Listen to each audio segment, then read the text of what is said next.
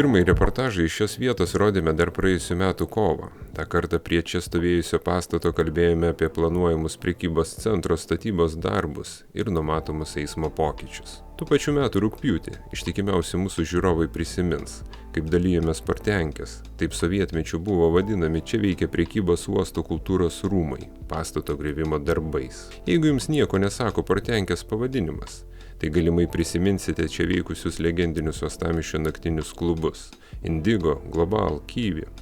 Ypač Global daugelį įsiminė kaip viena didžiausių ir populiariausių naktinių erdvių Klaipėdoje, talpinusi šimtus lankytojų. Tad stebėdami, kaip šis pastatas vaiduoklis iškeliauja į nebūtį, panašiai kaip kadaise naktinis uostamiesčio gyvenimas, tą kartą svarstėme, koks prekybos centras čia turėtų atsirasti. O šiandien jau matome Lidl prekybos centro parduotuvės siluetą ir projekto vizualizaciją.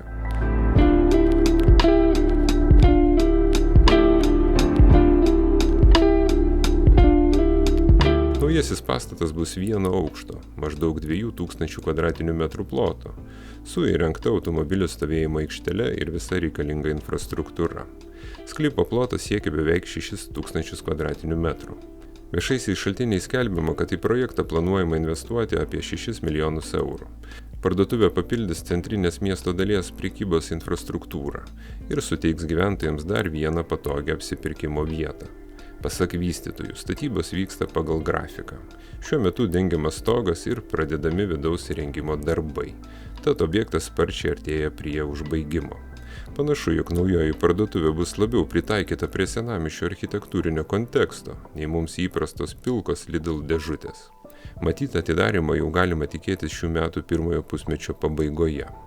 O mes tikimės, kad palaikysite šią idėją kurti Klaipėdos televiziją savo patiktukais ir žinoma kanalo prenumerata. Nepamirškite ir komentarų. Iki greito susitikimo.